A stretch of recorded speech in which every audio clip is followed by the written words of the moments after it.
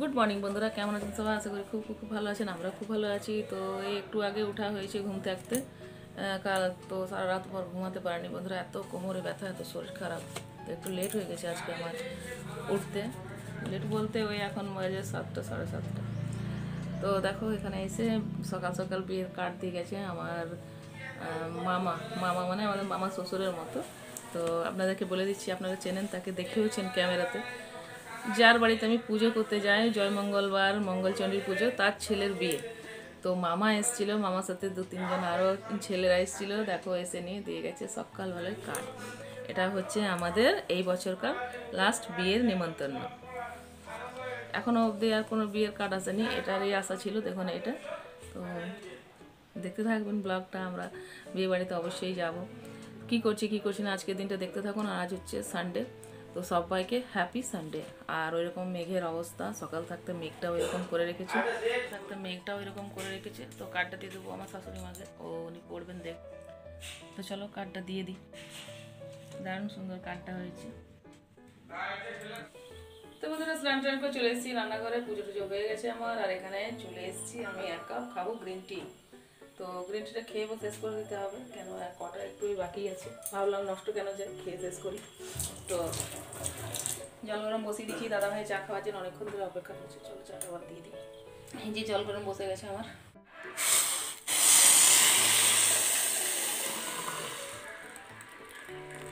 চলো ভর্তি 1 কাপ গরম টি এখানে বসে দিলাম। দাদাভাই জন্য চা।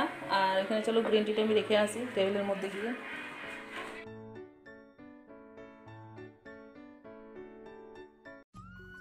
আর দেখো আমার ছোটো দেওর আর আমার হাজব্যান্ড গল্প করছে, তো ওদেরকে দিয়ে দিলাম চা। আর আমি রান্নাঘরে এসে পরে নাস্তার জন্য আমি জলখাবারে বসিয়ে নিব আলু আর মটরশুঁটির সবজি। তো মশলাটা ভালো করে ভেজে নিলাম। মশলা বলতে কি ওই যা দিই, নুন, হলুদ, একটু কাশ্মীরি রেড চিলি পাউডার, একটু আদা, একটু জিরে। আদাকে এটা ভালো করে আলু সিদ্ধ করে রেখেছিলাম, ভালো করে ভেজে নিয়ে দিয়ে দেবো আমি এর মধ্যে জল। তো বেশ ভালোই লাগে নিরামিষ তরকারি খেতে। তো চলো দেখো এখানে জল দিয়ে দিয়েছি। আর সবজিটা আমার হয়ে এসছে, যেহেতু আলুটা সিদ্ধ ছিল। তো দেখো এখানে কতগুলো পরোটা একসাথে ভাজবো। আর দাদা হয়ে গেছে ছাদের উপরে। তো কবে থাকতে বন্ধুরা পেঁপে গাছগুলো তোমাদেরকে দেখিয়েছিলাম যে অনেক দিন ধরে আমি দাদাভাইকে বলেছিলাম পেঁপেগুলো পাড়বে, এরপর পেকে যাবে। তো অনেকটা উঁচু গাছ বলে দাদাভাই পারতে পারছিল না। তো আজকে আইডিয়াটা লাগিয়েছে। আর আমি নাস্তাটা করে তাকে ডাকছিলাম যে এসো নাস্তাটা করে নাও।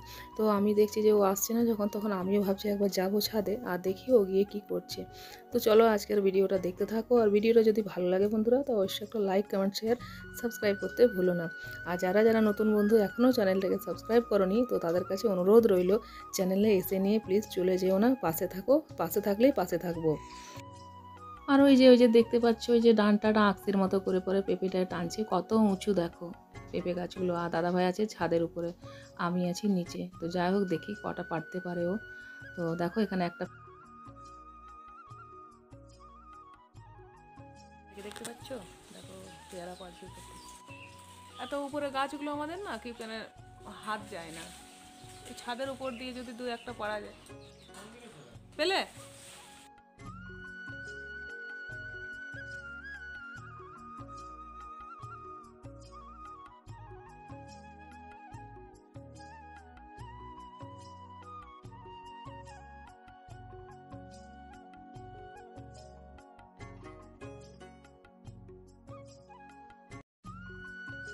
ফুল বসিয়ে দিয়েছি ভাপাবার জন্য। আর দাদাভাই এখানে পেঁপে পারছে, দেখি।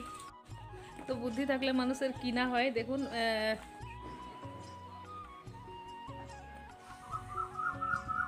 বাগানটার অনেকটাই খারাপ দুর্দশা হয়ে আছে। দাদাভাই একা মানুষ, সময় পাচ্ছে না এগুলো করার জন্য। আমার একটু ইচ্ছা ছিল এদিকে পুরো মাটি দুবরা ফেলিয়ে নিয়ে এখানটাতে কিছু গাছগুলো লাগিয়ে দিলে, তাইলে কী হতো, টবগুলোর জন্য আর চিন্তা করতে হতো না। দেখো এখানে তো কষ্ট করে যে কোনো জিনিস লাগালে দেখবেন ফল ভালোই যায়, তাই না? তো চাই তার জন্য সময়, পর্যাপ্ত মাত্রায় সময় চাই। তারপর এদিকে দাদা ভাইয়েরও স্নান হয়ে গেছে, তো নাস্তা দিয়ে দেবো। নাস্তা করে ও চলে যাবে অফিসে।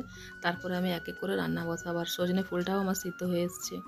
তো দেখো এখানে দাদাভাইকে জন্য গেটটা খুলতে এসেছিলাম। দাদাভাই যাচ্ছে অফিসে, চলো বন্ধ করে দিই গেট। আর এখানে চলে এসেছি। তো এখানে দেখো বানিয়ে আমি একটু চচ্চড়ি নিজের মতো করে। এখন ভাত বসিয়ে দিই। আর বড়ি দিয়ে ভাবছি আজকে সজনে ফুলটা বানাবো। তো সজনে ফুলের জন্য বড়ি ভেজে নিয়েছি। আর দেখো রান্নাটা আজকে সেরকম দেখায়নি, তো রান্না হয়ে গেছে আমার। এখানে আমি খাবারও নিয়ে নিয়েছি। তো বন্ধুরা কদিন ধরেই ভাবছি আমি একটু ডাক্তারের কাছে যাব। তো অনেক দিন ধরে ডাক্তারের কাছে ভেবে ভেবে আর যাওয়া আর হচ্ছে না। তো কদিন ধরে না আমার পেটে প্রচুর ব্যথা করছিল, খুবই ব্যথা হচ্ছিল। যে কেন করছিল, মাঝে মধ্যেই পেটে ব্যথা করে খুব, অসহ্য ব্যথা। তো দাদাভাই বললো দেরি না করে তুমি খেয়ে দিয়ে রেডি হয়ে নিবে আর যাব ডাক্তারের কাছে। তো আজকে ডাক্তারের কাছে যাবার আমার জন্য নম্বরও লিখিয়ে রেখে দিয়েছে আগে থাকতে। তো চলো, আর থাইরয়েডটা অনেকদিন টেস্ট হয় না, জানো ছেলে কি জ্বালাতন করছে কি বল। এসছি বন্ধুরা পড়াতে, অনেকদিন ধরে ভাবছিলাম যে ডাক্তার কাছে যাবো, থাইরয়েডটাও টেস্ট হয়নি। চলো দেখি, ডাক্তার আছে আজকে, বৃহস্পতিবার ভেবেছিলাম বন্ধ হয়ে যাবে। চল, দাদাভাই আসছে পিছনে।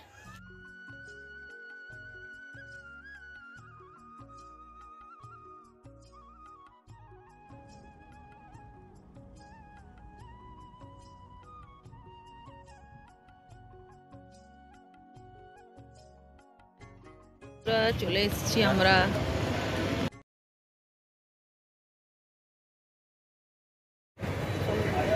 বন্ধুরা চলো দেখিয়ে নিয়েছি, আর কতটা রাত হয়ে গেছে দেখো, অনেকটা আজ ভিড় ছিল।